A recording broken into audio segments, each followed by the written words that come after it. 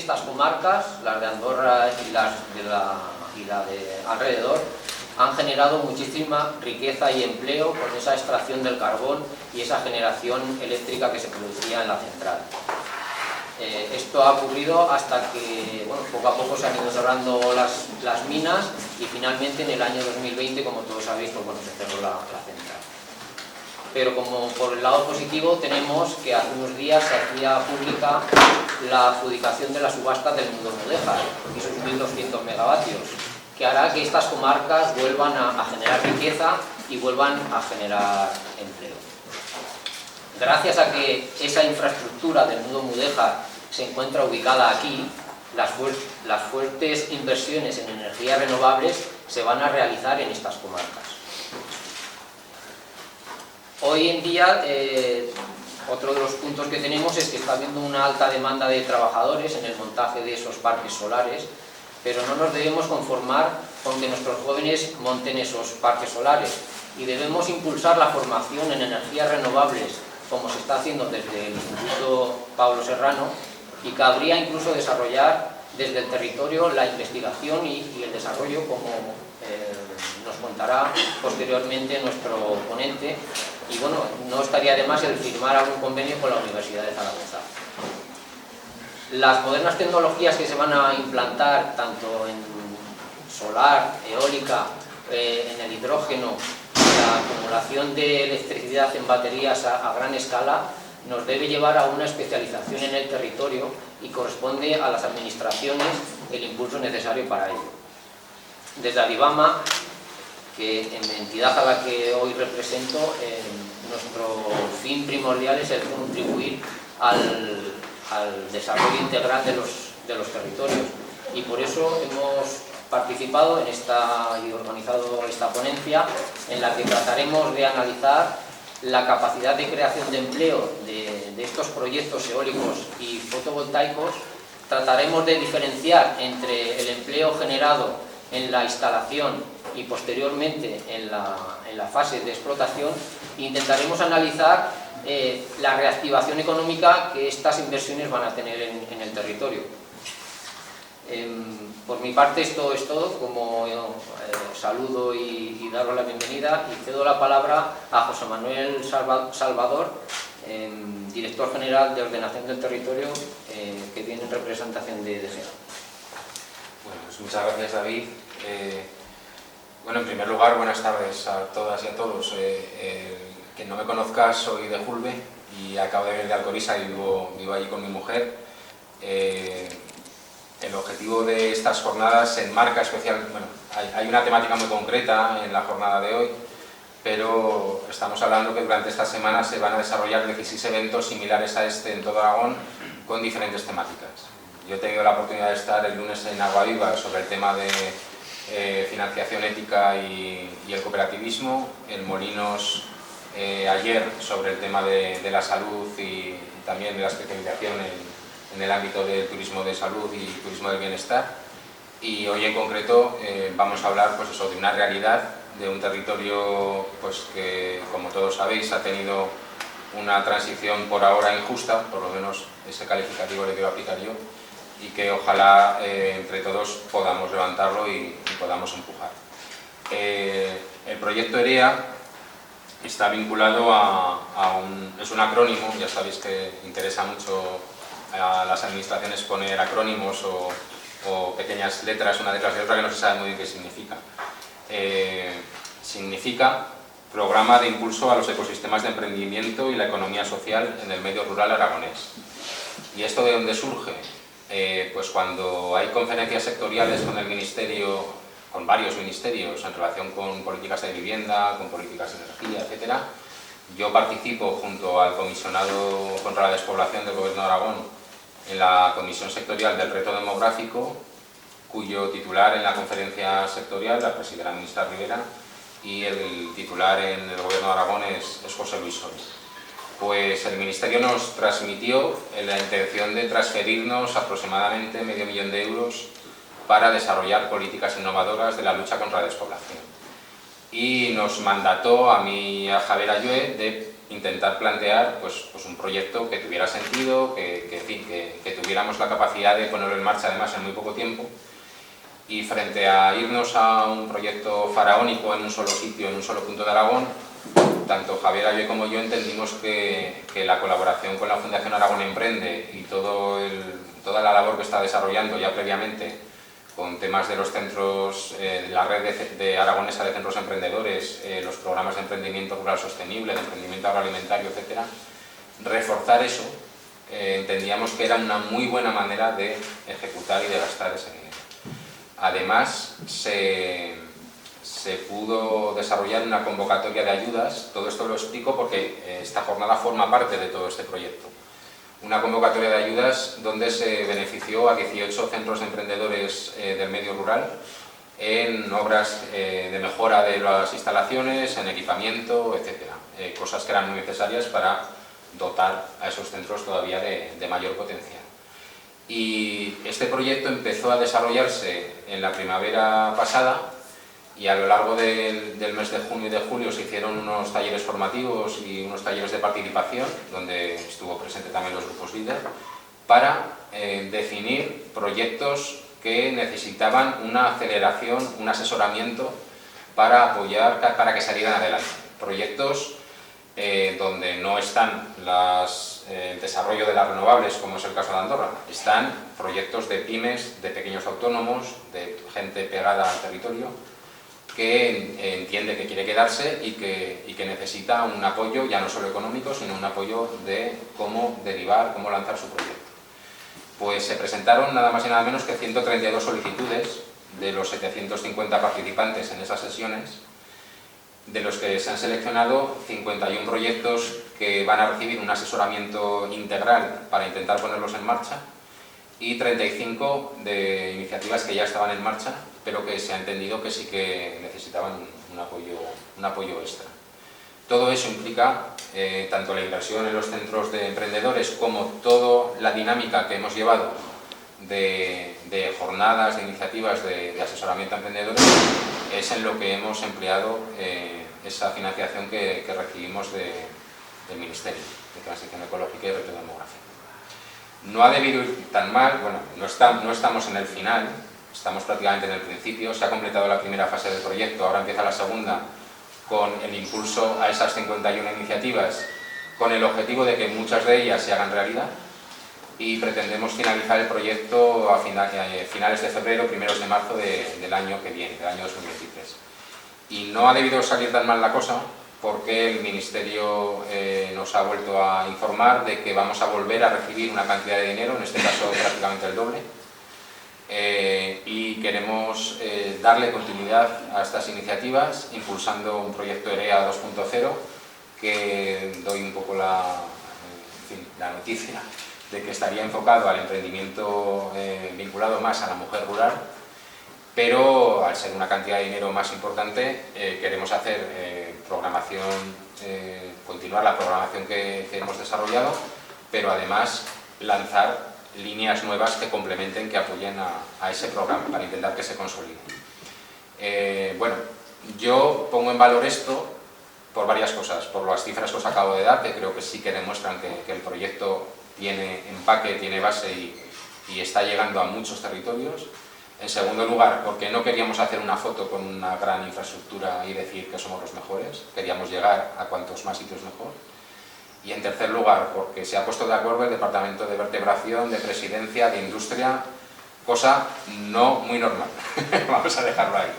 Y creo que para llegar al medio rural, esas políticas transversales de acuerdos, de ceder el espacio a grupos líder, a centros emprendedores, a intentar que se desarrolle un poco el cóctel que permita lanzar las cosas que se desarrolla aquí, que no venga todo marcado y compartimentado de arriba, de una subvención concreta, de un departamento concreto, creo que es la manera de mejorar y de ayudar al medio rural, porque hay que buscar cosas nuevas. Se van a adaptar y se van a acomodar de forma transitoria como las directrices de que sean reconocidas, por decirlo así, por el Gobierno de Aragón, no solo en el programa de desarrollo rural, sino en una lógica de ordenación del territorio y de desarrollo del medio rural, para darles pues más relevancia todavía de la que tienen y que nos nos tomemos en serio esa participación y esa visión de futuro, porque yo creo que es la clave para intentar acertar. Nada más, muchas gracias. Vamos con un poco de retraso, espero que se haya resuelto, Padrino. Jesús es zaragozano, pero con raíces en Albalate del Arzobispo. Es socio cofundador de Iber Sostenibilidad y Desarrollo, presidente de la Comisión de Sostenibilidad del Clúster de la Energía en Aragón. Dirige el proyecto CERFO, que actualmente está en fase de investigación, y lo que pretende es el reciclaje de las placas fotovoltaicas, y por lo que recibió un premio a la Startup Solar a nivel nacional. En este momento están instalados aquí en el Centro de Emprendedores y tienen una plantilla de 8 trabajadores. Jesús, cuando quieras. Muy bien, muchas gracias. Lo primero de todo, tengo que pedir disculpas porque, como estáis viendo, hay un problema técnico y había preparado toda la ponencia con un apoyo gráfico que luego se lo pasaré al Grupo de Acción Local para que a cualquiera que esté interesado pues lo pueda recibir. Como no puede ser de otra manera, lo primero es agradecer tanto al Grupo de Acción Local, ¿no?, como a todos los organizadores del ciclo de ponencia, ¿no?, el ciclo de actividades, porque llegar al territorio con algo tan complicado como es el emprendimiento, pues merece por lo menos la felicitación y el agradecimiento de poder colaborar en este tipo de actividades, ¿no? Me vais a permitir que vaya pasando diapositivas aunque vosotros no las veáis, aunque solo sea para ordenar el discurso y que pueda ser más eficaz o efectivo. Como bien comentaba el presidente del Grupo de Acción Local, en mi parte empresarial, yo soy director general de Iber Sostenibilidad y Desarrollo y también de otra empresa que se llama Centro Europeo de Reciclaje Fotovoltaico, CERFO. La empresa Iberseed es una empresa joven, la fundamos a finales del año 2019, diciembre del 2019, con lo cual tenemos una actividad de 3 años. Es una empresa de consultoría ambiental y social y nos dedicamos fundamentalmente a las energías renovables. ¿Por qué digo esto? Porque Iberseed ahora mismo, en la actualidad, 2 años y medio, 3 años casi de su fundación, contamos con 50 trabajadores ya. Entonces, es un ejemplo de cómo las energías renovables, en todo su abanico de actividad, todo su abanico de requerimiento de profesionales, pueden generar diferentes iniciativas en el territorio. Como bien decía el presidente, este es uno de nuestros centros de trabajo, es la sede social de 2 de nuestras empresas y el centro de trabajo de 3 de ellas. Una en concreto Iber, porque tiene trabajadores en toda la geografía del Estado y de Portugal, con lo cual necesitamos un sitio pegado al terreno donde estamos haciendo estudios, ¿no? La labor de consultoría es una labor tremendamente complicada y que además se alarga a lo largo de toda la vida del proyecto, ¿no?, desde la fase de desarrollo, la fase de construcción y la fase de operación, ¿no? De tal manera que nuestro empleo es un empleo de personal cualificado, biólogos, ciencias ambientales, geólogos, arqueólogos, ingenieros, es decir, de personal competente que se desarrolla en todo el territorio, insisto, pegado al terreno, y que requiere de una componente temporal de toda la vida del proyecto. Estamos hablando de 25 o 30 años. Las energías renovables, los proyectos de energías renovables es un proyecto muy temporal. Bueno, nosotros, desde nuestro pequeño metro cuadrado de responsabilidad, hacemos todo lo posible para que el empleo sea un empleo de calidad y pegado al terreno, ¿no? Nuestro otro proyecto, como bien decía el presidente, es CERFO, es el Centro Europeo de Reciclaje Fotovoltaico, que está basado aquí tenemos la sede social en este centro empresarial, es un proyecto de investigación y nuestra intención es lanzar en el entorno de Andorra, ¿no?, de las cuencas mineras y de la zona de transición justa, un proyecto de reciclaje de paneles fotovoltaicos que sea capaz de introducir de nuevo en el mercado los materiales, ¿no?, de los paneles fotovoltaicos, con el sueño y la ilusión de que la hipotética planta que se está barajando en la política nacional y europea de paneles fotovoltaicos de fabricación, pues pueda estar cerca de nuestra planta de reciclaje y atraer a Teruel esa inversión, ¿no? Es un sueño y por eso estamos luchando día a día para ser competitivos en ese proceso de reciclaje. Perfecto. La ponencia como tal la hemos querido estructurar en tres grandes ideas. La primera es la transición energética o la transición ecológica como un marco global, un marco general, ¿no?, que trasciende de nuestra pequeña decisión diaria o de nuestra política diaria y ver cómo desde hace bastantes años la Unión Europea y el conjunto de los Estados miembros han estado legislando, han estado impulsando diferentes planes y programas para que la energía renovable sea el vector o el eje principal del nuevo paradigma energético que tenemos enfrente a nosotros. Aquí he puesto simplemente cuatro normativas, 4 puntos, ¿no?, 4 grandes bloques que lógicamente tienen un desglose normativo y un desglose de planificación pues tremendamente complejo, ¿no? Pero sí que es importante entender que ya la Comisión Europea en el 2016, cuando lanzó el paquete de invierno, el Winter Package, planteó un extenso paquete normativo para convertir la energía renovable y para convertir los objetivos climáticos que habíamos asumido en el Acuerdo de París como un marco cierto, un marco realizable en la Unión Europea. Posteriormente, con la nueva Comisión Europea constituida en el 2019, planteó el Green Deal, ¿no?, el acuerdo para impulso de la economía socialmente responsable, ambientalmente sostenible y que sea el nuevo paradigma industrial de la Unión Europea. Como todos sabemos, pues en 2020 llegó la pandemia y eso trastocó enormemente los planes de muchos Estados miembros y de muchos Estados y de todos los ciudadanos, ¿no?, en general. Fruto de ello, la Comisión Europea, la Unión Europea aprobó lo que se han venido a denominar los Next Generation, los fondos que venían a impulsar el paquete de invierno y el Green Deal de una manera mucho más activa, ¿no?, poner muchos más recursos públicos en lo que era la transición ecológica y transición energética. Y finalmente tenemos el otro gran paquete, ¿no?, que es el Repowering de la Unión Europea, Repower, que viene como consecuencia, ¿no?, de nuestra dependencia excesiva de un productor, en este caso de gas, y la inestabilidad geopolítica que eso ha generado, ¿no?, y cómo la Unión Europea quiere enmendar ese error que viene de décadas atrás.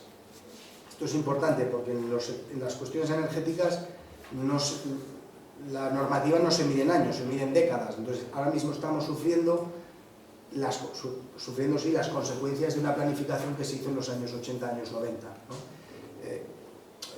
Esto es importante porque ahora mismo estamos viviendo precisamente la planificación y lo que disfrutaremos o sufriremos los próximos 15, 20 años, ¿no? Y eso hay que verlo con esa perspectiva. Este primer planteamiento general, que es muy idílico, ¿no?, al final tiene una transposición y tiene un aterrizaje en el Estado español, ¿no? ¿Cómo? Pues fundamentalmente con el Plan Nacional Integrado de Energía y Clima. Es decir, es el plan del Estado español, es un proyecto país en el que en 2018, finales del 18 y aprobado en el 2020, planeó cómo alcanzar los objetivos que venían regulados de las diferentes directivas europeas, reglamentos e instrucciones, ¿no? Fundamentalmente los objetivos son esos, a grandes rasgos, insisto, creo que el objetivo de la ponencia no es tanto entrar en estos objetivos y cómo se van a abordar, sino tener el marco conceptual, ¿no?, de que tanto la Unión Europea como el Estado español necesitan obligatoriamente seguir dando pasos hacia la transición energética. Es decir, ya no hay vuelta atrás desde una perspectiva normativa, ¿no?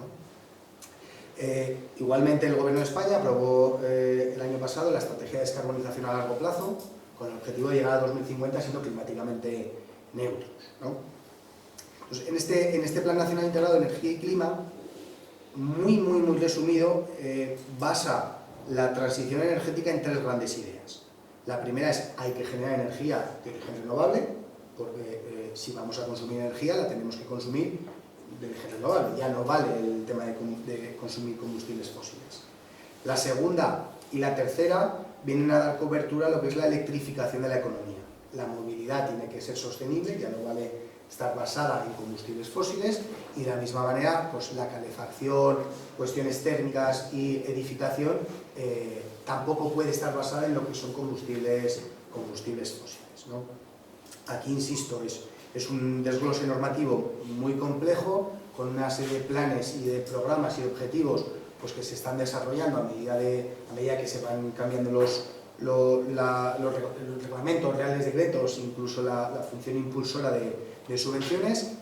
La idea fundamental que nos tenemos que llevar aquí es que el Gobierno de España, en su Plan Nacional Integrado de Energía y Clima, aprobado por la Unión Europea, plantea que en España se tienen que desarrollar desde el 2020 al 2030 125 gigavatios de energía renovable. Y tenemos que tenerlo instalado para poder llegar a estos objetivos. ¿Cómo? Pues lo plantea con una serie de mix tecnológico. En este mix tecnológico, como podéis ver, hay un punto origen, 2015, en su momento un punto hipotético, 2020, lógicamente está superado y ya tenemos datos de 2022, un objetivo 2025 y un objetivo 2030.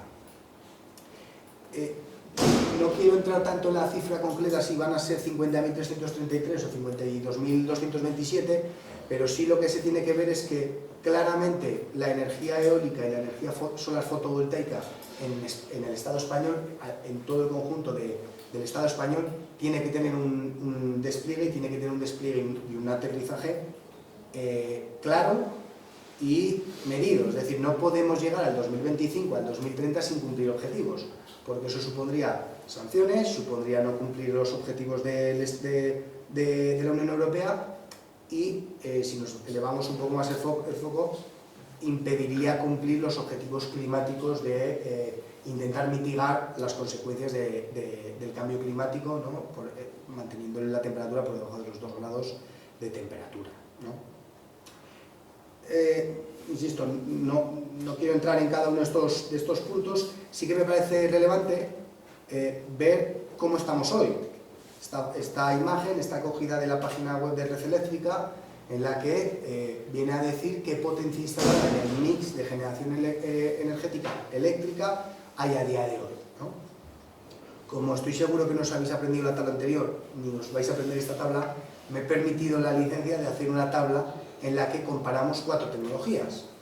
4 tecnologías: eólica, solar fotovoltaica, solar termoeléctrica y bombeos, ¿no? Y vemos el estado actual, es la primera columna, el instalado actual, con los datos de octubre de Red Eléctrica, octubre de 2022, el objetivo 2025, objetivo 2030, la diferencia entre el objetivo 2025 y lo que tenemos, y el objetivo 2030 y el objetivo 2025, y la anualización de esos objetivos, porque aquí no nos podemos llevar al engaño de que en el 2025 se va a instalar todo lo que necesitamos, es decir, hay que ir instalando poco a poco para poder llegar a los objetivos marcados. Centrándonos en la eólica y la solar fotovoltaica, básicamente todos los años en España se tienen que instalar más de 5.000 megavatios de energía. Si no se instala cada año hasta el 2030, no se van a cumplir los objetivos marcados en PNIEC, que son los objetivos que nos marca la Unión Europea y son los objetivos que nos hemos dado todos para mantener un planeta Tierra habitable durante las próximas generaciones.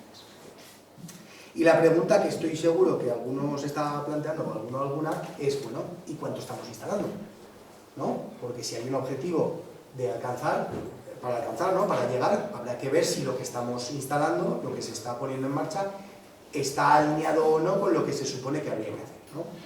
Pues en 2021 se instalaron, de todas las tecnologías de energía renovable, no solo estas 4 que acabo de decir, incluidas otras más, 4.500 megavatios. Es decir, el año pasado no llegamos. Por mucho que haya mucho ruido en el ambiente de que hay demasiado, se está corriendo demasiado, hay que tener las cosas con más calma, el año pasado el Estado español no cumplió el objetivo anualizado que se ha marcado. Y eso supone un fracaso en un proyecto país. Es decir, porque esto no es un proyecto partido, es un proyecto país. Es un proyecto del Estado, de la Unión Europea, de todos los ciudadanos de la Unión Europea, y que estamos en la obligación, ¿no?, de cubrirlo por nosotros mismos y por las generaciones futuras. Vale, pero La otra reflexión es, bueno, hemos instalado 4.500 megavatios, pero del porcentaje de energía renovable, del porcentaje de energía eléctrica que a día de hoy se está consumiendo, ¿cuánto es renovable? Insisto, en España, porque al final el objetivo es objetivo España. Pues el año pasado, el 2021, según los datos de Red Eléctrica, no llegamos ni a la mitad. Es decir, estamos en el 46,7% de energía eléctrica consumida a través de fuentes de energía renovable. Estoy seguro que no lo recordaréis, pero en la primera diapositiva, en la segunda diapositiva, en los objetivos de los objetivos establecidos en el PNIEC, se habla del 75% de la generación de energía eléctrica a través de fuentes de energía renovable. Es decir, aquí tenemos que hacer un gran salto adelante para integrar la energía eléctrica y la energía eléctrica renovable en lo que es el mix de generación eléctrica al uso. Terminando esta primera parte, que es como muy teórica, muy a gran escala, ¿no? Muy de marco conceptual, sí que me gustaría tener estas tres consideraciones, o que por lo menos os llevaseis o compartieseis conmigo estas reflexiones. La primera es que el PNIE está tremendamente superado, es decir, se hizo en el 2018 y se aprobó en el 2020, y el mundo del 2018 y el mundo del 2020, ya me perdonáis, no tiene nada que ver con el día a día o la realidad que estamos viviendo a día de hoy. Es más, a día de hoy el PNIEC está en revisión. Se abrió una consulta pública para que todo el mundo que quisiese pudiese aportar a nivel de objetivo, a nivel tecnológico, a nivel de líneas de trabajo, y todos los datos que os he dado antes de objetivos y demás ya se han quedado cortos. Es decir, necesitamos más. La segunda cuestión es la electrificación de la economía. Esto que se dice muy habitualmente, ¿qué significa? Pues que a día de hoy el consumo energético del Estado español son 250 teravatios hora, 250.000 megavatios hora, o 250 millones de kilovatios hora. Esto al final es llevar ceros para adelante o para atrás, como consideréis. Con la electrificación de la economía y con el propio crecimiento económico, el propio crecimiento de la industria, se prevé, o el análisis que nosotros en el clúster de energía de Aragón estamos barajando, son 450 teravatios de consumo de energía eléctrica. Estos 450 teravatios hora van a tener que tener su equivalente al 73% de consumo de generación de energía renovable.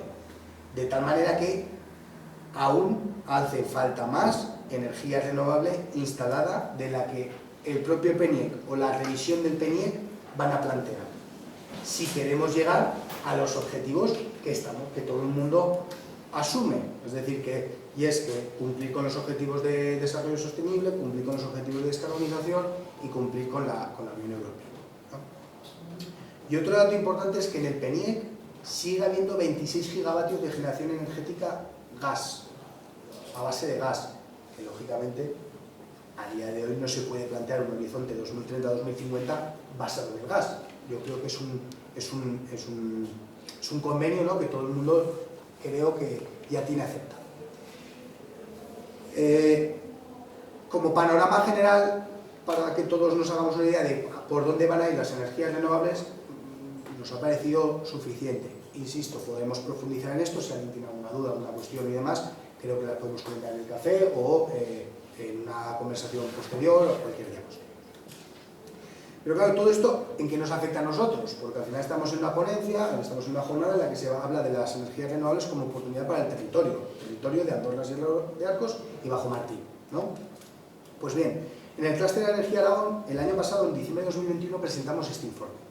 Este informe hicimos un análisis ambiental, social y económico del despliegue de las energías renovables a nivel industrial, eólica y fotovoltaica en el territorio de Aragón. ¿Qué es lo que hicimos? Pues básicamente cogimos Aragón, todo Aragón, y dijimos qué proyectos de energía eólica y fotovoltaica se están desarrollando. Vamos a analizar Aragón desde una perspectiva económica, demográfica, ambiental, paisajística, social, con todos los parámetros y variables con las que se tiene que analizar un territorio, ¿no? Y lo vamos a casar con lo que está pasando con las energías renovables, eólica y fotovoltaica. Y vamos a ver eso, vamos a llevarlo, ¿no?, al futuro. ¿Qué impacto tienen las energías renovables, positivo y negativo, en el territorio, para sacar conclusiones, para poner negro sobre blanco lo que se pueda decir, ¿no?, lo que se pueda hacer?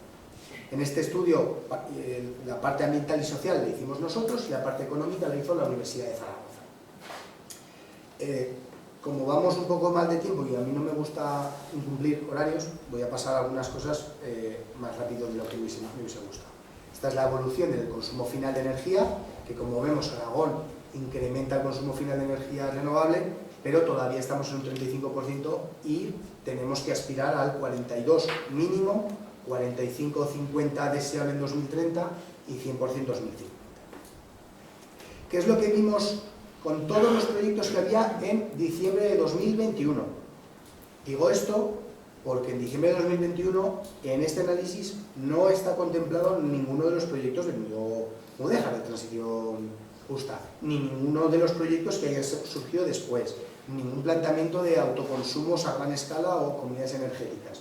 Digo porque esto ya está obsoleto, son datos obsoletos, pero sí que es cierto que como punto de partida nos puede ser útil. Básicamente, entre lo que tenemos instalado y lo que hay autorizado en implementación, Aragón es capaz de quintuplicar la potencia que tenemos. Es decir, se puede convertir, si todos los proyectos que hay ahora mismo encima de la mesa, no significa que todos vayan a salir, pero la hipótesis de que todos los proyectos que ahora mismo están en las diferentes mesas de tramitación de la administración saliesen, estaríamos hablando de que Aragón tendría 27 gigavatios de potencia instalada, con lo que contribuiríamos a los 160 que requiere el Gobierno de España para cumplir los objetivos.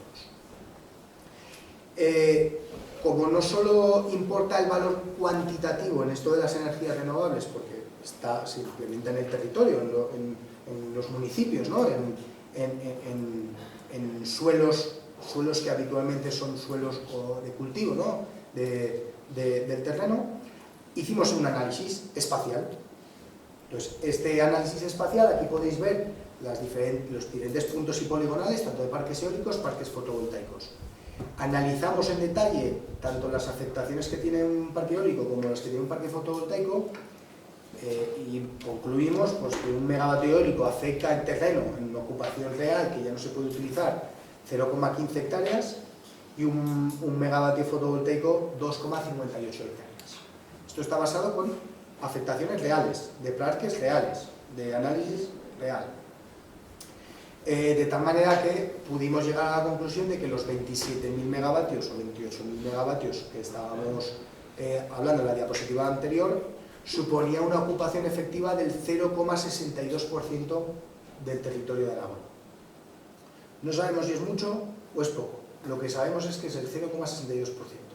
Y ahí cada uno tiene que hacer la valoración de si considera que es una afectación tolerable, no tolerable, asumible, no asumible. ¿Qué hicimos también? Hicimos la radiografía ambiental y social de Aragón. Las zonas que podéis ver rojas y coloreadas son zonas en las que nosotros planteamos que era inviable un desarrollo eólico fotovoltaico. El 33%, 34% de Aragón está completamente descartado para un proyecto de energía. Desde nuestra visión no se podría hacer porque es una zona pues, en un casco urbano, en una autopista, en una zona de protección ambiental, en un link, en un yacimiento arqueológico catalogado, en un árbol singular. Es decir, cogimos el amplio espectro de protección ambiental y social. Y llegamos a la conclusión de que más del 90% de los proyectos de energías renovables estaban completamente fuera de estas zonas de exclusión, ¿no? Y que había un porcentaje, en este caso el 8%, que estaba dentro de estas zonas de exclusión. De este 8%, la mitad eran parques que estaban construidos, que venían de la etapa anterior a la red Natura 2000. El estudio está comarcalizado, de tal manera que es mucho más amplio, tiene muchos más datos y os invito, luego al final de la presentación tenéis el QR por si alguno se lo quiere descargar, ¿no? Está comarcalizado, entonces me parecía lo más razonable decir qué va a pasar o qué está encima de la mesa ahora mismo de las administraciones de la comarca de Andorra Sierra de Arcos, en la que a día de hoy, tanto instalado como autorizado como en tramitación, hay 1022 megavatios, y podéis ver las zonas naranjas y rojas, son zonas que nosotros entendíamos en las que no se debería desarrollar o se tendría o bien que impedir o bien limitar el desarrollo de proyectos de energía renovable. En una foto están los fotovoltaicos, en una imagen los fotovoltaicos y en otra foto los eólicos. Y por otro lado también teníamos la comarca de Bajo Martín, en la que hay 1.629 megavatios, ¿no? La suma de las dos, pues unos 2.700 megavatios se van a desarrollar o se pretenden desarrollar en las dos comarcas. Insisto, esto no significa que se vayan a hacer todos, significa que ha habido un promotor que ha hecho unos estudios que los ha metido en la administración y ahora corresponde a la administración en el trámite propio valorar si son compatibles, si no son compatibles, si se pueden hacer, si no se pueden hacer o en qué términos se pueden hacer. Esta es la parte más espacial, más ambiental y social. Como os decía, la Universidad de Zaragoza participó en el análisis y lo que vino a hacer con unas tablas, una metodología de cálculo de valoración de impactos económicos que se llama Input-Output, vino a cuantificar si efectivamente se desarrollaba todo esto, qué impacto económico iba a tener, ¿no? O qué impacto ambiental iba a tener o qué impacto en generación de empleo iba a tener. Nos pareció relevante hacer como fichas de proyecto, es decir, qué va a pasar con 100 megavatios eólicos y qué va a pasar con 100 megavatios fotovoltaicos. Insisto, son tablas que están aprobadas, en las que un euro se mete en la economía a no sé qué CNAES y ese euro repercute de tal manera a no sé qué otros CNAES, ¿eh? Esto se puede aplicar a la energía renovable como a cualquier otra tecnología o cualquier otra industria o servicio. Y la Universidad de Zaragoza llegó a la siguiente conclusión, y es que 100 megavatios eólicos en el terreno tienen un impacto si el 66% de la cadena de valor se desarrolla, es una hipótesis, el 66% de la cadena de valor se queda en el terreno, tiene un impacto que son 1.000 empleos en la construcción por 100 megavatios, 27 empleos en funcionamiento y 14 empleos de manera indirecta y por impuestos. Esto es una conversión de los euros que van a recibir los ayuntamientos por impuestos, que son por cada 100 megavatios 3,45 millones de euros de ICIO, de licencia de obra, y 200.000 euros al año de impuesto a actividades económicas y de impuesto de bienes inmuebles de construcciones especiales.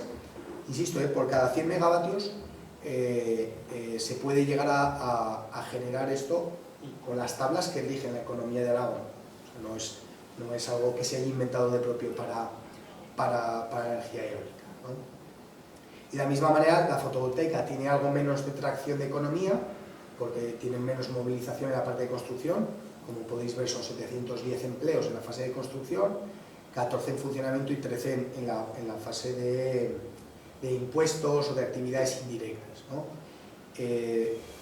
Esto será así o no será así, será uno arriba o uno abajo. Lo que está claro es que el efecto tractor de economía que van a tener las energías renovables en el terreno, en los municipios donde se desarrolla, es incuestionable, es indudable, y aunque solo sea a través de la captación de tributos, de impuestos de los ayuntamientos beneficiados, ¿no?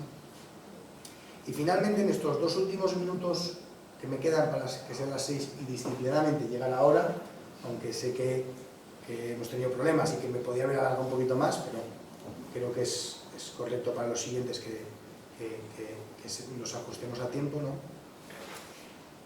Son las reflexiones finales de que Aragón puede ser líder, de verdad, en la atracción de proyectos de energía renovable. Y atraer y generar proyectos de energía renovable, además de atraer y generar economía, inversión, recaudación vía impositiva, vía tributos, también atrae empresa. Lo que estamos viendo es que está comúnmente aceptado en la industria es que las energías renovables eólica y fotovoltaica, el suelo, son las energías más baratas, económicamente más rentables.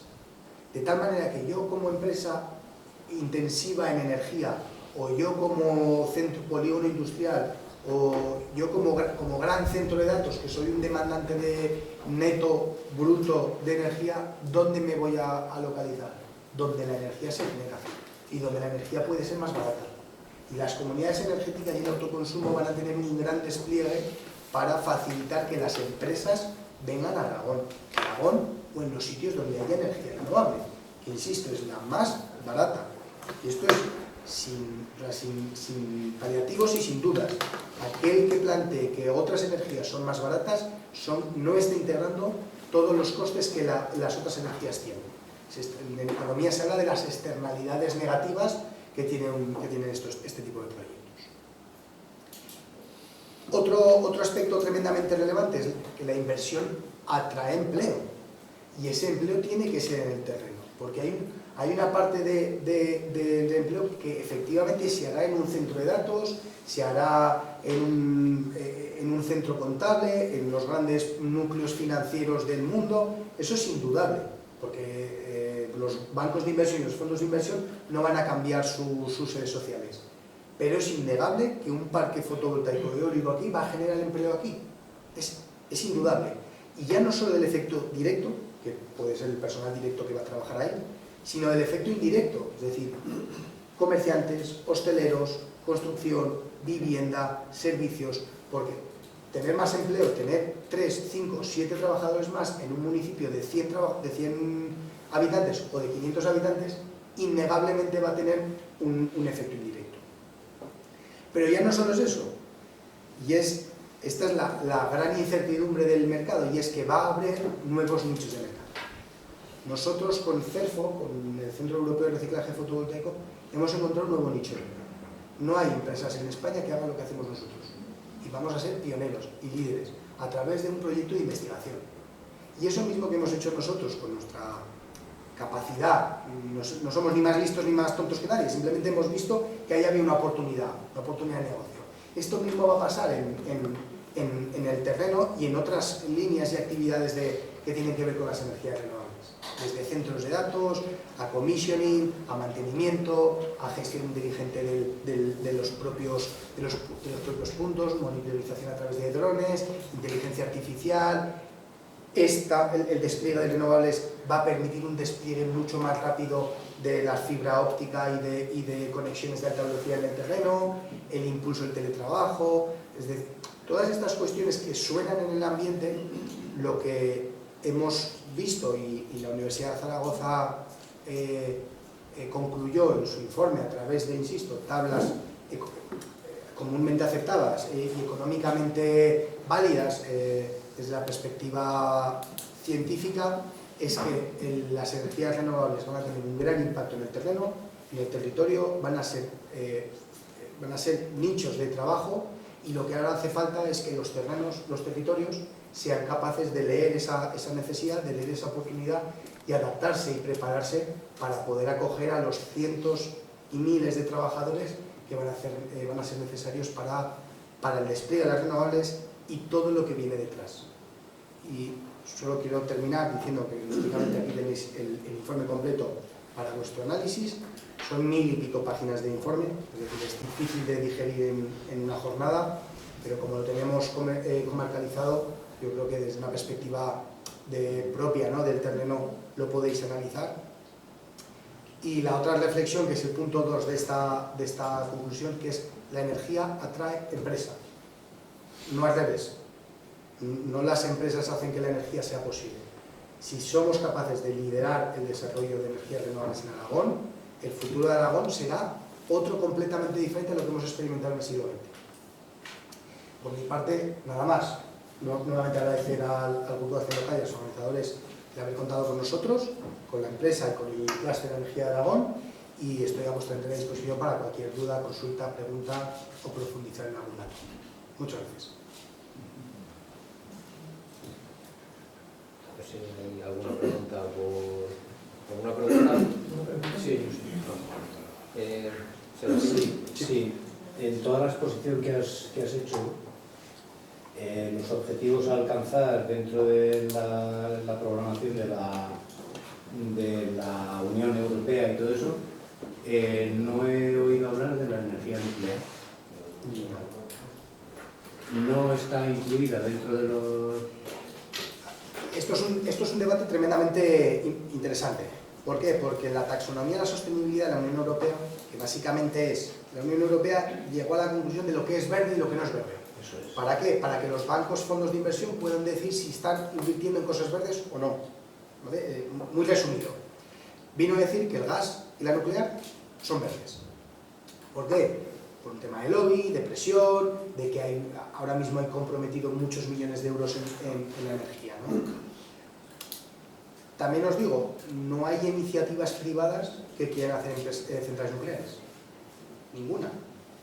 Todas son grandes lobbies que esperan recibir un apoyo del gobierno para una licitación y que el dinero sea público y la operación privada, como ha venido siendo hasta ahora el tema de las energías nucleares, ¿no? Que es la gestión es privada, el beneficio es privado, pero la subvención y la inversión de la actuación es pública. Yo aquí puedo hacer la reflexión personal, y es, en el Reino Unido y en Francia llevan años y años y años de retraso con plantas nucleares nuevas. Llevan más de 10 años de retraso con la implementación de nuevas centrales nucleares. No creo, de verdad, la energía nuclear no es la solución ni al momento que tenemos actualmente ni en las generaciones futuras. ¿Puede tener un papel todavía las centrales nucleares en activo? Sí, porque el coste del residuo que se va a generar de aquí al 2035 a 2040 es muy limitado teniendo en consideración su ciclo de vida como empresa. Pero que se vayan a promover nuevas centrales nucleares, yo ya os adelanto de que no hay ningún fondo de inversión ni ninguna empresa privada que esté planteando nuevas centrales nucleares. Ninguna. Porque no es rentable. Porque es una de las tecnologías más caras.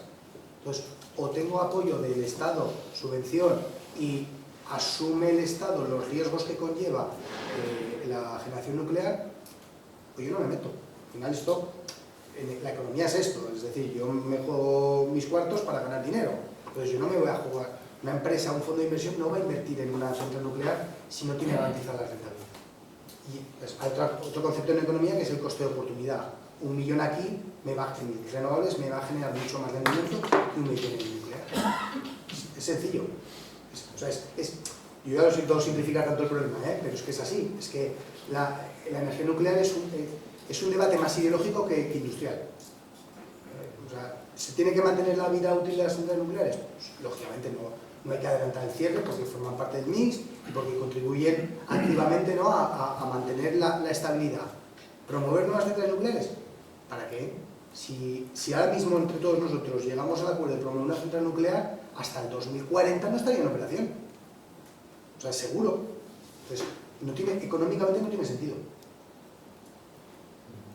No sé si respondí a tu pregunta. Sí. Espera, que estaba... perdón, sí, aquí A ver, yo en primer lugar, Jesús, felicitar porque oír de emprendedores aquí cuesta bastante en esta zona, por lo cual felicitaciones. Has dicho algo que para mí, yo le he anotado, generaremos empleo si la cadena de valor se queda en el territorio.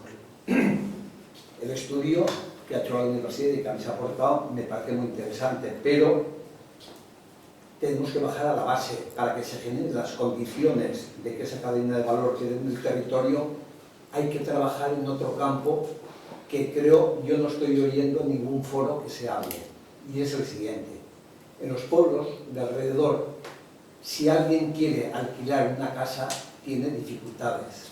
Los pueblos, la despoblación, se basa en un criterio muy sencillo, es poblar de pobladores esos pueblos, pobladores jóvenes con niños, no de gente mayor que se jubila, porque eso no aporta ese valor. Si aportan niños, la escuela se mantiene. Si la escuela se mantiene, el bar funciona, el médico, la tienda, etcétera, etcétera. Todo esto parece un tanto utópico desde el punto de vista, se ve muy realista, pero utópico porque en la cadena de valor nadie está defendiendo cómo vamos a generar toda la base de estructura necesaria en los pueblos para mantener la población. Y esa es la esencia. Si no, nos encontraremos con el proyecto de Teruel, que han creado los mecanismos para decir los requisitos que necesitamos son estos. Y Teruel no los cumple, con lo cual queda descartado para la agencia espacial que se ha montado. Los pueblos necesitan crear la base para que si se crean empresas, se genera empleo, venga gente que se siente en la población, no que se vayan a Zaragoza y vengan a trabajar aquí o se vayan a no sé dónde y vengan a trabajar aquí, que es lo que está sucediendo con la mayoría de los profesionales, maestros, médicos, etcétera, etcétera. Aunque no te lo creas, estoy completamente de acuerdo. Es más, antes con los medios que me han entrevistado, yo lo he citado. Es decir, al final es muy difícil solucionar un problema complicado, un problema complejo de muchos puntos de vista desde una única perspectiva. Es inviable. Es decir, aquí se tendría que alinear todas las partes, desde la iniciativa privada impulsora de proyectos, iniciativa privada impulsora de otro tipo de proyectos de servicios, industria, iniciativa pública, pues dando una cobertura, ¿no? Para que haya servicios, esenciales, mínimos y básicos, desde escuelas, consultorios médicos, residencias y farmacias, es decir, servicios habituales que tenemos en las ciudades. No se valora porque lo tienes, ¿no? Está disponible. Pero efectivamente un problema es el de la vivienda. Es un problema serio. Pero como todo problema es una oportunidad. Porque si yo quiero ir ahora a vivir si yo me quiero ir a vivir a mi pueblo, gracias a Dios mis padres tienen casa, pero si yo me quiero ir a vivir a mi pueblo, tengo que ir al nieto del bisnieto, no tanto, sí. Pero casi, coger una casa que está en ruinas, ver a ver si la puedo rehabilitar, con el efecto que tiene la casa de al lado, porque también está en ruinas y mi obra puede afectar a la otra, y tengo que invertir casi lo mismo que tengo que invertir en una casa de casi de lujo en la ciudad de Zaragoza para poderme ir a vivir a mi pueblo, que es mi pueblo. Y eso es un problema que hay que abordarlo. ¿Cómo? Desde luego la energía va a dar recursos, va a dar empleo y va a dar capacidad económica. Hay que leer los problemas como oportunidades y la filosofía del emprendimiento, es decir, aquellos que puedan entender que en la creación de casas, comprar viviendas deshabitadas, rehabilitarlas y luego operarlas, como si fuese un Airbnb en una aplicación de estas, puede ser rentable.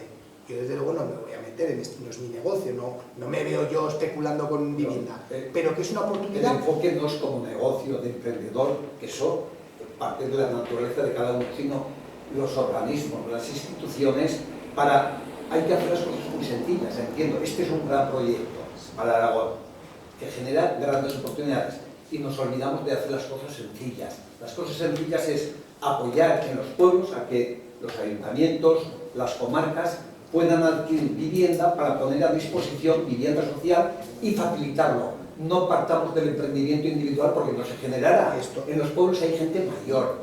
Eso también estoy de acuerdo también.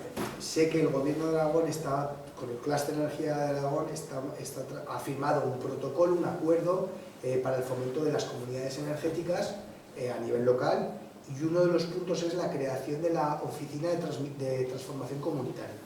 ¿Esto qué significa? Tratar de adaptar a los pueblos al cambio. ¿Cómo será? No lo sé, porque yo no estoy en esa mesa, ni tengo la capacidad de decir. Lo que sí que sé es que hay oportunidad. Y oportunidad, cuando la administración pública no hace lo que entendemos que tiene que hacer, y hay una oportunidad de mercado, llegará la iniciativa privada. Y llegará siendo un emprendedor local o llegará siendo un gran terrateniente que invertirá, lo hará y sacará el rendimiento por otro sitio. Entonces, yo solo me limito a decir que donde hay problemas hay oportunidades y que hay que saberlas leer. Empecemos a hacer la casa por los cimientos, que no la hacemos. José Manuel. Bueno, felicitarte por la presentación, me alegro del proyecto. Y te quería rebatir un par de cosas, porque como director general de Ordenación del Territorio, como sabrás también, desarrollo informes de impacto territorial de proyectos, de planes de interés general, de los proyectos renovables, etc. Y tú has comentado que en España se han construido el año pasado 4.500 megavatios y en este momento en Aragón estamos rozando los 40.000 megavatios en tramitación. Los 27.000 más grandes proyectos que han llegado ahora tramitados desde el Ministerio, más lo que venga del nudo, etc. Yo puedo entender que el cierre de la central implique que esa subestación haya que abastecerla y evidentemente Andorra se verá beneficiada / afectada, cada uno como lo vea, por una instalación de centrales renovables a nivel industrial, como tú bien decías, o generación centralizada, como le queramos llamar. Pero claro, en este caso el impacto territorial Respecto al 0,67 que hablabas de ocupación, yo lo veo un poquito más. El 0,67 es la zapata del molino más la ocupación de las fotovoltaicas. Las poligonales de las eólicas evidentemente son mayores. No todo el terreno se ve afectado, pero el impacto visual, incluso sonoro que pueden tener, sí que puede tener una influencia. Entonces, yo creo que bueno, todo el mundo aquí en Andorra conoce el desarrollo de la primera construcción, tanto de Sedeix de Endesa como de la planta de Los Arcos entre Albalate y Andorra. En los visores que tenemos de proyectos en tramitación, hay una planta que va al lado y al otro lado de la carretera hay 8, 9, 10 plantas seguidas hasta Hija. Quiero decir que evidentemente la generación de empleo en la construcción, más el mantenimiento de ese empleo, más el objetivo de generación de energía renovable, que en eso creo que estamos todos de acuerdo, yo creo que ahí no hay ninguna discusión. La discusión está, o el matiz está en analizar si sería necesario respirar hondo, analizar qué planificación territorial, ambiental y sectorial a nivel de industria queremos, o esperar la avalancha y a ver lo que sale, ¿no? Yo creo que estamos un poco en esa situación, por eso se ha generado tanta tensión. Yo tengo a los funcionarios con la cabeza ardiendo de la emisión de informes, y en todos ponemos que nos preocupa la falta de planificación ambiental, sectorial y territorial, asumiendo nuestra parte de culpa de que no teníamos los deberes hechos. Pero en este caso creo que sí que es una reflexión interesante. Tú has hablado de las comunidades energéticas y del autoconsumo. Yo creo que uno de los objetivos principales para favorecer la visión positiva de estas energías, y así lo marca la Estrategia de Ordenación del Territorio de Aragón, es apostar por repotenciar espacios que ya estaban afectados por este tipo de energías y pasar de los molinos de 1 megavatio a los molinos de 5,5 de 6, que es lo que se va a instalar, intentar acercarse a los centros de consumo y aprovechar los espacios ya construidos, o sea, ya generados por el hombre. Evidentemente es más difícil empezar a implantar tejado a tejado, llamar muchas puertas, que desarrollar grandes plantas. Pero el debate o la cuestión social yo creo que hay que tenerla en cuenta. No es un tema de no quiero que es muy feo, no va por ahí. Es un tema de que realmente genera un cambio tan radical respecto a la ocupación de terrenos en la zona de secano, por ejemplo en Andorra, o en la zona, yo soy de Julve, pues te pongo un ejemplo, y así ya me callo. El ayuntamiento ha valorado que puede estar interesado en el desarrollo de un proyecto eólico, pero tiene encima de la mesa 6, 7 proyectos eólicos. El Julve se vería rodeado, y durante los últimos 15 años hemos apostado por la Seilen-Ruhr, por el Parque Cultural Maestrazgo. Entonces, un poco es esa dicotomía del territorio se siente indefenso ante la falta de normativa o la falta de regulación, en donde todos queremos que esto evolucione, pero hay algunos que pensamos que podría evolucionar de una manera más participada o más, en fin, con una lógica de sentido común que evitara sustos, como ver, pues eso, que hay proyectos que se te van los ojos y decir, ¿cómo puede haber proyectos pegados al castillo peracense con inversiones millonarias del gobierno de Aragón, o en la zona de Mosqueruela, en fin, cosas que sí, que no son red natura, pero que al fin y al cabo yo creo que esa sensibilidad hay que impregnarla poco a poco, porque como bien dices, hay proyectos que saldrán y otros que no saldrán, pero de primeras nos hemos encontrado con 250 proyectos tramitados encima de la mesa en 1 año y medio, 2 años, que ha generado una tensión ya no solo en los pueblos, sino en la propia administración. Y, en fin, eso era un poco mi reflexión. Yo sé, evidentemente, que yo defiendo la energía renovable, pero me he encontrado en el día a día, y formo parte de la administración, esa situación de que para analizar el impacto territorial, la colindancia entre proyectos, etcétera, etcétera, pues veo que el impacto va a ser más importante que ese 0,67. Has dicho muchas cosas. Sí. Y bueno, voy a intentar contestar a varias.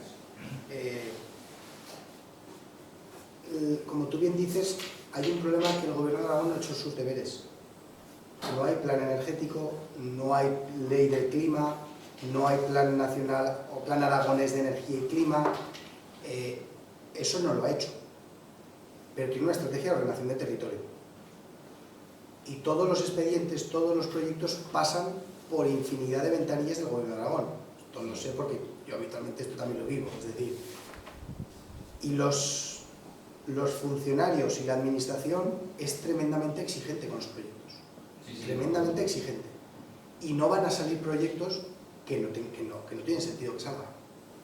Ahí, el que ha invertido el dinero, o sea, para que os hagáis una idea, un proyecto de estas características, desde que alguien dice voy a hacer esto aquí, hasta que tienen autorización, o sea, solo papel, se gasta del orden de medio millón a 1 millón de euros por cada 50 megavatios, más o menos, ¿eh? Y es dinero que sale del bolsillo del que invierte. Entonces, ¿que hay proyectos que no van a salir porque se han planteado mal? Estoy seguro. ¿Que la administración lo va a tener que resolver y va a tener que decir este proyecto no tenía que haber salido? También. Pero lo que no puede ser es que ese contamine todos los demás. Eso no lo podemos exigir como sociedad ni como gobierno, ¿eh? Es decir, yo creo que hay que aventar, una bonita palabra aragonesa, separar el trigo de la paja y decir qué proyectos son malos o están mal planteados y qué otros proyectos sí que están bien planteados. No puede un totum revolutum y ahí que todo sirva. Eso es lo primero. Lo segundo, efectivamente, comunidades energéticas autoconsumo es una necesidad imperiosa, pero eso no nos hagamos trampas al solitario, no resuelve el problema. Si se pusiesen en Europa, todos los tejados de Europa, de todas las casas, de todos los polígonos industriales, no llegaríamos al 15% del consumo energético. Entonces, ¿que hay que hacerlo? Sin lugar a dudas. ¿Que hay que impulsarlo? Sin lugar a dudas. Pero que esto no va... estos son datos, es objetivo. Esto no va de grandes plantas, pequeñas plantas, autoconsumo. No va de eso. ¿Que todo el mundo tendríamos que tener autoconsumo en esta casa? Sin lugar a dudas. ¿Que nos tendríamos que cambiar las calderas por aerotermia, por radiadores eléctricos y demás? Sin lugar a dudas. ¿Que la administración tiene que poner ahí del Next Generation, del repowering, de los PERTES, dinero? Sin lugar a dudas. Pero no nos hagamos trampas al solitario. La transformación del entorno es necesaria. Hacen falta grandes plantas de energía renovable. Y lo que parece un problema, y ya la tercera cuestión que te contesto, ¿no? Lo que parece un problema es que vas a inundar el territorio, precisamente es la solución. Es que antes, ¿cuántas centrales térmicas tenía Aragón? 3. Esta y las 2 de Escatrón, ¿no? Escucha. 4. ¿Y ahora cuántos centros de producción de energía vas a tener?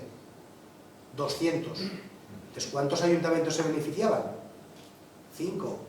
¿Y ahora cuántos se van a beneficiar? 350. Esto hay que verlo, porque la energía genera muchos recursos para la administración pública. Y, lógicamente, o sea, eso no significa que valga todo, ¿eh? O sea, mi discurso es aditivo, no es excluyente. Es decir, que no pueden salir todos los proyectos, sin lugar a dudas. Que habrá proyectos que se caigan, sin lugar a dudas. Que la administración aragonesa, estatal y de todas las comunidades es muy exigente. Mucho. Pero ojo con el discurso que damos de cara afuera, porque puede ser que estemos contaminando nuestra propia oportunidad de dejar de ser pequeños, una comunidad pequeña, un territorio pequeño y despoblado. Porque igual el atraer energía ordenadamente, que el trámite administrativo ordena, no tiene un plan, pero ordena. Porque yo hago estudios de sinergias de 25 kilómetros en torno a un proyecto, y 25 kilómetros, pero no es que son un huevo, hablando de plata, hay un montón de proyectos, como tú bien dices. Entonces, la administración puede hacer la labor de ordenación de los recursos y la transformación del terreno sin el plan, caso a caso. ¿Es peor? Sí. ¿Haría falta un plan? Sería ideal. Pero a falta de plan, pues vamos a hacerlo caso a caso y por proyecto, ¿no? Y insisto, o sea, donde están los problemas hay oportunidades. Y hay que saber leer las oportunidades y saber que un despliegue ordenado de las renovables es posible confiando en la administración, en que va a hacer su trabajo, ni más ni menos, su trabajo. Las cosas que sean razonables saldrán y las cosas que no sean razonables no saldrán. A mí me gustaría hacerte una pregunta. Cuando producíamos electricidad con carbón y demás energías fósiles estaba en torno a 50 euros o 60 el megavatio. Hoy lo tenemos a 200. Sí. ¿Qué precio se estima si este desarrollo se produce en renovables? ¿Qué precio hay estimado del kilovatio, del megavatio? No, yo no soy un experto en el mercado eléctrico como tal, ¿no? Pero sí que hay una realidad, y es que en las subastas de energías renovables el precio al que van los promotores es 35 euros megavatio, 33, 32, 37 en función de las tecnologías, subasta y entorno. Es decir, que por debajo de 37 euros megavatio hora, las renovables a gran escala no son competitivas. De tal manera que si tú a mí me firmas 40 euros megavatio hora o 45 euros megavatio hora durante toda la vida, es un buen acuerdo, ¿no? El sistema de fijación de precios de la energía eléctrica pues, ha valido durante el tiempo que ha valido. El sistema marginalista, que ahora mismo todo el mundo es experto del sistema eléctrico y cómo se fijan los precios, ¿no? Pero básicamente, aunque os parezca mentira, desde la perspectiva económica, las subastas marginalistas son las mejores. Aunque luego cuando nos toca el bolsillo en el sistema eléctrico nos fastidia a todos, ¿eh? Pero desde la literatura económica, las subastas marginalistas de la fijación de precios son las mejores, ¿no? Entonces, contestando a tu pregunta, el pool energético tendría que estar en torno a los 40 euros megavatio. Es más, también os invito, OMIE es el operador del mercado eléctrico tanto de España y de Portugal, ¿no? Que entréis en la página web de OMIE y veáis la curva del precio de las subastas, porque esto va por casación, se casan por hora, entonces cada hora tiene un precio, y el pool que nos dicen llega al máximo o el precio medio, es el precio medio o el máximo, pero hay que ver la evolución del día, ¿no? Y es tremendamente llamativo cómo el precio, ahora, o sea, si entráis cualquiera de vosotros, hoy ya está nublado aquí, pues igual es diferente, ¿no? Pero veréis como a partir de las 10 de la mañana cae en picado, ¿eh? Pero el precio cae en picado. Y creo que el 17 de octubre, hace 2 días, cuando estuve repasando la presentación, pasaba de 120 por la noche, o en el pico de las 9 de la mañana y las 7 de la tarde, a 40 euros, cuando entra la fotovoltaica, cuando entra la generación, porque lo que se está construyendo ahora, sobre todo, es fotovoltaica, donde vamos más en eólica, ¿no? Entonces, ¿dónde podríamos aspirar al mercado eléctrico, al pool? Pues en los 40, 50 euros megavatio hora.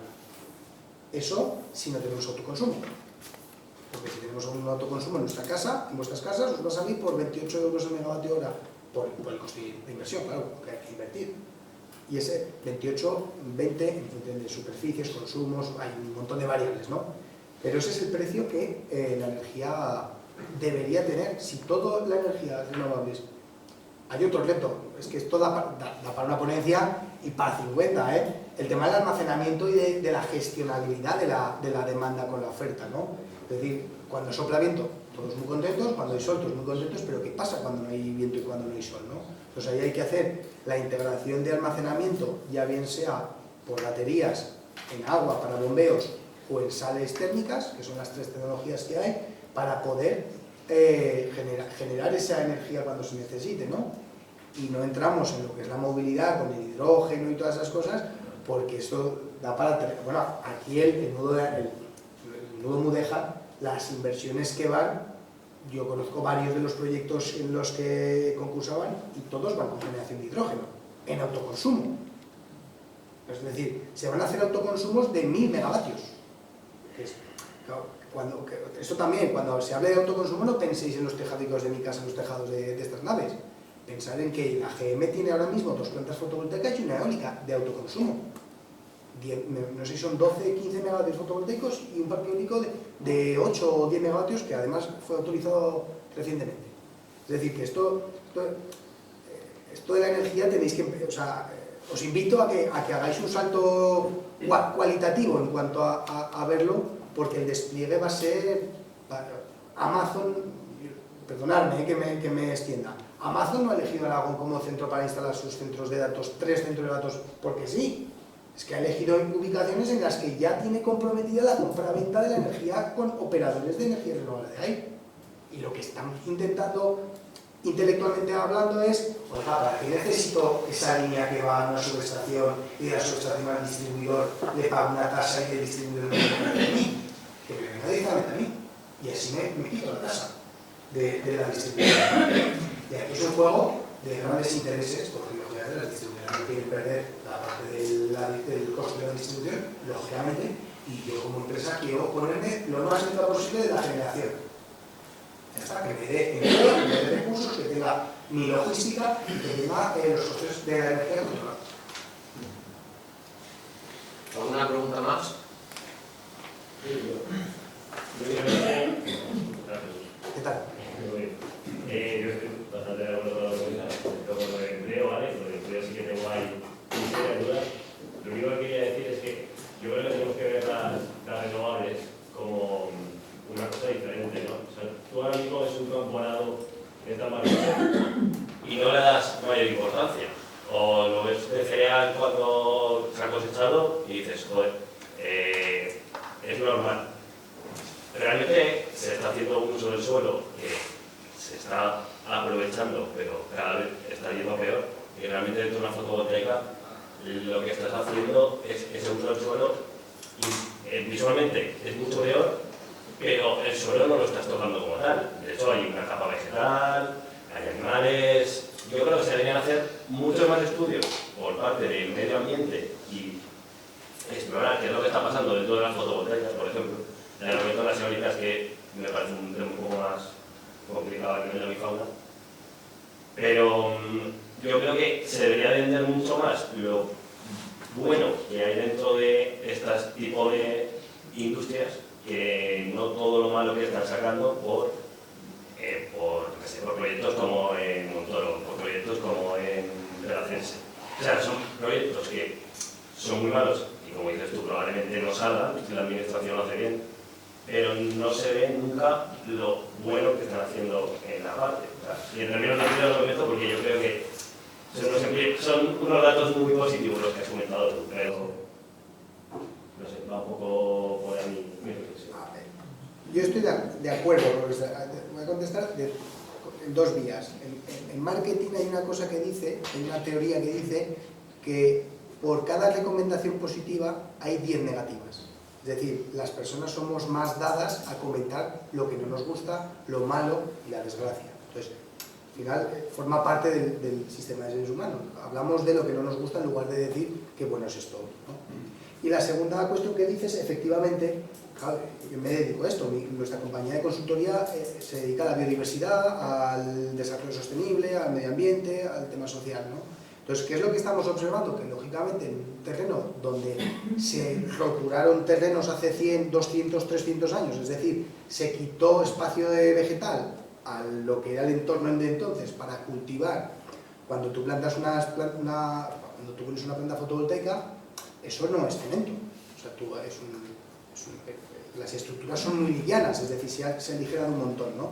Entonces crece vegetación natural, y esa vegetación natural se está comprobando en muchos parques fotovoltaicos que está reintroduciendo y mejorando la biodiversidad del entorno, porque genera un entorno de protección para los insectos. Es más, hay medidas complementarias que te hacen hacer balsas para que los insectos crezcan ahí, con lo cual los aves, ¿no? y otros mamíferos se desarrollan. Es decir, está teniendo un efecto positivo en la biodiversidad de los entornos.